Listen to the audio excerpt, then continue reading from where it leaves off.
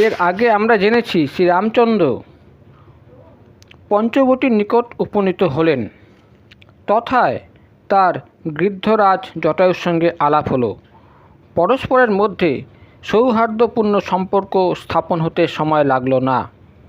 গোদাবরীর সন্নিকটে পর্ণকুটির নির্মিত হলো, আর প্রভু শ্রীরামচন্দ্র তাতে থাকতে লাগলেন।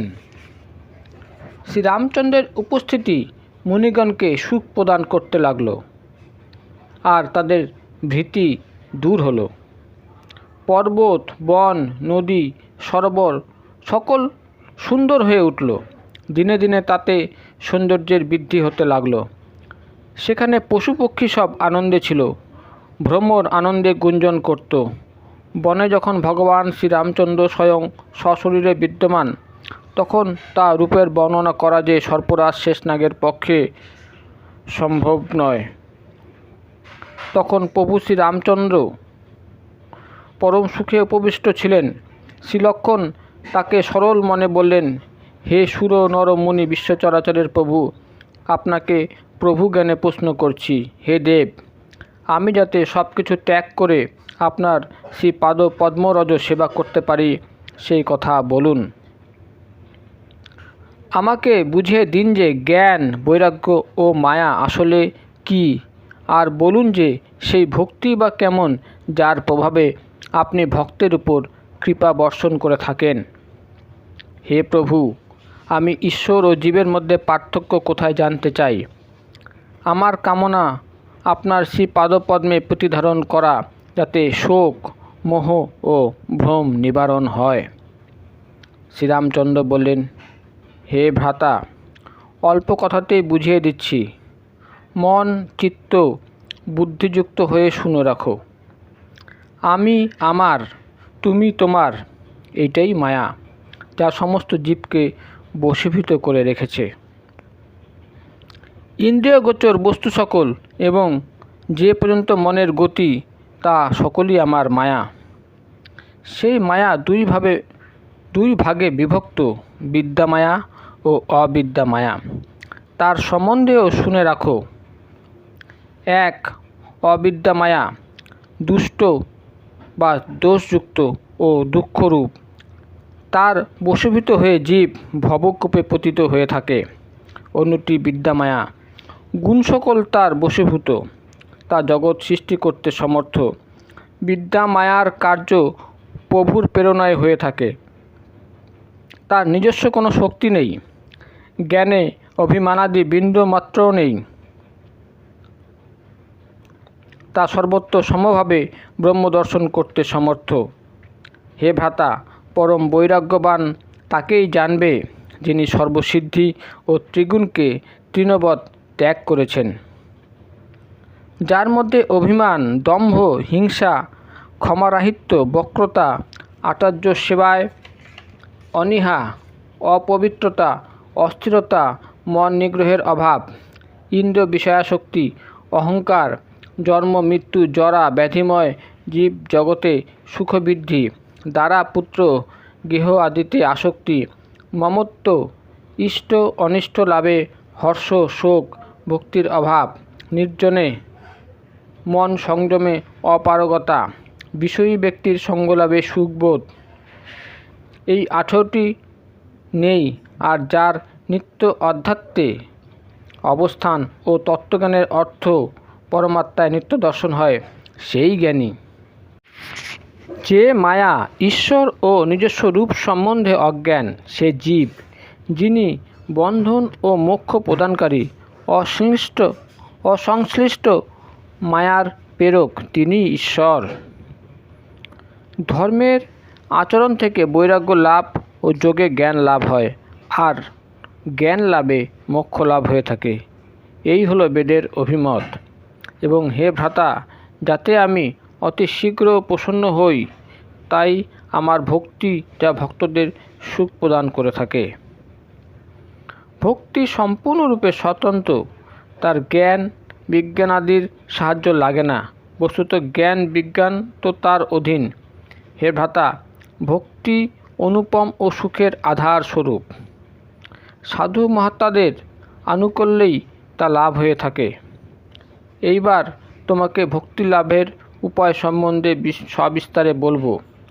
আমাকে লাভ করবার জন্য জীবের কাছে এই ভক্তির পথ সহজতম বলে পরিচিত। ভক্তির পথে প্রথম প্রয়োজন ব্রাহ্মণচরণে পরম প্রীতিধারণ ও বেদ নির্দেশ অনুসারে নিজ কর্মে নিত্যযুক্ত থাকা। তাতে ক্রমে বিষয়াসক্তি কমে আসবে। বিষয়াসক্তি হ্রাস পেলে আমার ধর্মে অর্থাৎ ভাগবত ধর্মে প্রীতি প্রবল হয়ে উঠবে। তখন শ্রবণ কীর্তন আদি 9 রকমের ভক্তি প্রবল হয়ে উঠবে, আর ভক্তের মনে আমার লীলা সকলের উপর আকর্ষণ অনুভূত হবে। হে অনুজ, আমার ভক্তের বশীভূত হওয়ার লক্ষণ সকলও জেনে রাখো। ভক্ত সাধু সন্তদের উপর পরম প্রীতি ধারণ করবে। তার মনে, কর্মে ও বাণীতে নিষ্ঠা বর্তমান থাকবে।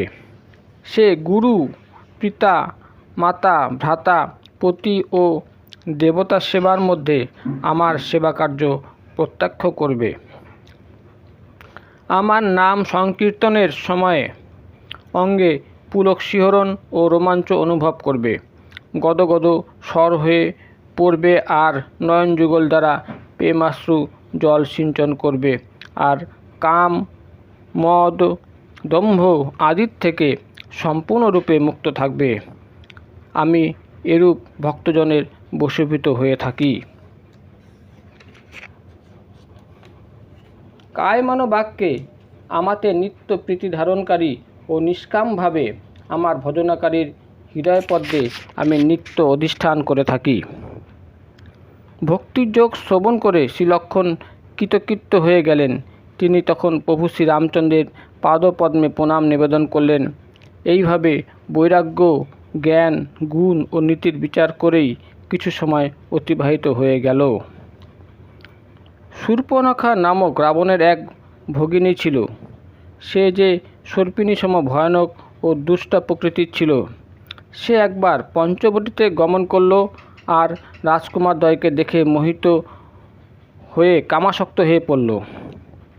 শ্রী কাকভূষণদেব বললেন, হে গরুর, শূর্পণখা সম রাক্ষসী ধর্মজ্ঞান বিরহিত কামান্ধ নারীগণ মনোহর পুরুষ দেখলেই মোহিত হয়ে পড়ে আর মনকে সংযত রাখতে পারে না। তারা ভ্রাতা, পিতা, পুত্রকেও রেহাই দেয় না। এই যেন সূর্য দেখে সূর্যকান্ত মণির দ্রবীভূত হওয়া।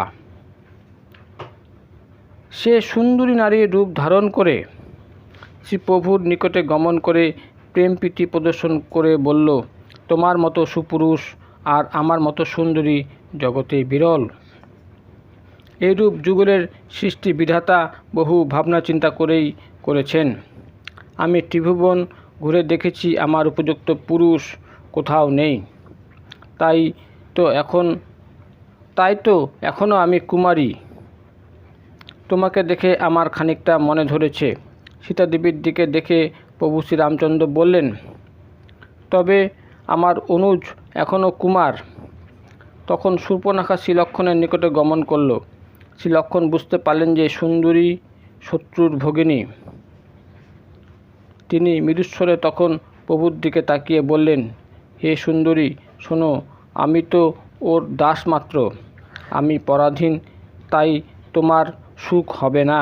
শ্রীপ্রভুই সর্বশক্তিসম্পন্ন কৌশলাধীশ, তার পক্ষে কিছু করার শোভা পায়। সেবকের পক্ষে সুখ, ভিখারির পক্ষে সম্মান। সেবকের পক্ষে সুখ, ভিখারির পক্ষে সম্মান, দুরাচারীর পক্ষে ধনসম্পদ, ব্যভিচারীর পক্ষে শুভগতি, লোভীর পক্ষে যশ, আর অহংকারীর পক্ষে চতুর্বর্গ অর্থাৎ ধর্ম, অর্থ, কাম, মোক্ষ সকল লাভ করা আকাশ দহন করে দুগ্ধ লাভ করবার মতো অসম্ভব হয়ে থাকে। শূর্পণখা আবার শ্রীরামচন্দ্রের কাছে ফিরে এলো। শ্রীপ্রভু তাকে আবার শ্রীলক্ষণের কাছে পাঠালেন। শ্রীলক্ষণ এইবার বললেন, তোমাকে গ্রহণকারী তো লজ্জাকে তৃণচ্ছেদন করে ত্যাগ করবে, অর্থাৎ নির্লজ্জ বেহায়া হবে। তখন শূর্পণখা ক্ষিপ্ত হয়ে শ্রীরামচন্দ্রের কাছে গেল আর ভয়ঙ্কর রাক্ষসী রূপে প্রকট হলো। সীতাদেবীকে ভয় পেতে দেখে শ্রী রঘুনাথ শ্রী লক্ষ্মণকে চোখের ইশারায় ব্যবস্থা নিতে বললেন। শ্রী লক্ষ্মণ অতি তৎপরতার সঙ্গে তাকে নাসিকাকর্ণ বিরহিত করে দিলেন। তার মাধ্যমেই যেন রাবণের কাছে যুদ্ধবার্তা পাঠানো হলো। নাসিকাকর্ণ বিরহিত রাক্ষসী বিকরাল দর্শন হয়ে উঠল। অঙ্গে তার রক্তক্ষরণ হচ্ছিল, যেন কালো বর্ণ পর্বত থেকে গিরিজ মৃত্তিকা প্রস্রবণ হচ্ছিল। রাক্ষসী বিলাপরত হয়ে খরদূষণের কাছে গিয়ে বলল, শতধিক্কার তোমাদের পৌরুষ পরাক্রমের। তারা জিজ্ঞাসা করায় রাক্ষসী শূর্পণখা ঘটনা সকল সবিস্তারে তাদের বলল। ঘটনা বিবরণ জেনে রাক্ষসগণ সেনা প্রস্তুত করল আর দলে দলে ছুটে চলল। মনে হলো যেন কজ্জলগিরি পাখা মেলে ছুটে যাচ্ছে। তাদের আকৃতি ও বাহন সকল বিভিন্ন রকমের ছিল। সংখ্যায় তারা ছিল অগণন ও বিভিন্ন রকমের আয়ুধে সজ্জিত ছিল। আর নাসিকাকর্ণ বিরহিত সাক্ষাৎ অমঙ্গলরূপিণী শূর্পণখা তাদের পথ দেখিয়ে নিয়ে যাচ্ছিল। অগণিত ভয়ঙ্কর অমঙ্গল চিহ্ন দেখা যেতে লাগলো, কিন্তু মৃত্যুর বশীভূত বলে তারা সেসব অগ্রাহ্য করল। তারা তর্জন গর্জন করে আকাশ বিদীর্ণ করছিল। সৈন্য সমাবেশ যুদ্ধবাজদের হর্ষোৎফুল্ল করেছিল। দুই ভাইকে জীবিত ধরে এনে মারব, তার স্ত্রীকে হরণ করব, এই সকল কথা শোনা যেতে লাগলো। আকাশ বাতাস ধূলিধূসর হয়ে উঠল। তখন শ্রীরামচন্দ্র অনুজ শ্রী লক্ষ্মণকে ডেকে বললেন, রাক্ষসদের এক ভয়ঙ্কর সৈন্যবাহিনী এসে উপস্থিত হয়েছে। তুমি জানকী দেবীকে নিয়ে পর্বত গুহায় চলে যাও, সতর্ক থাকবে। প্রভু শ্রীরামচন্দ্রের কথা শুনে ধনুর্বাণ নিয়ে শ্রীলক্ষ্মণ সীতাদেবীর সঙ্গে চলে গেলেন। শত্রু সৈন্য কাছেই উপস্থিত হয়েছে দেখে শ্রীরামচন্দ্র হাসি মুখে ধনুকে জ্যারব করলেন। করাল ধনুকে জ্যারব করে জটাজুটধারী প্রভু শ্রীরামচন্দ্রের তখন অনুপম সৌন্দর্য। মনে হচ্ছিল যেন মরকতমণি অর্থাৎ পান্না পর্বতের উপর কোটি কোটি দামিনীর সঙ্গে দুটি সর্পযুদ্ধ করছে। এইবার শ্রীপ্রভু কোটিতে তর্কচ ও বিশাল বাহুদয় দ্বারা ধনুর্বাণ ধারণ করে রাক্ষসদের দিকে দেখতে লাগলেন। মনে হলো যেন অরণ্যাধিপতি সিংহ মক্ত হস্তিযুদ্ধের দিকে তাকিয়ে আছে।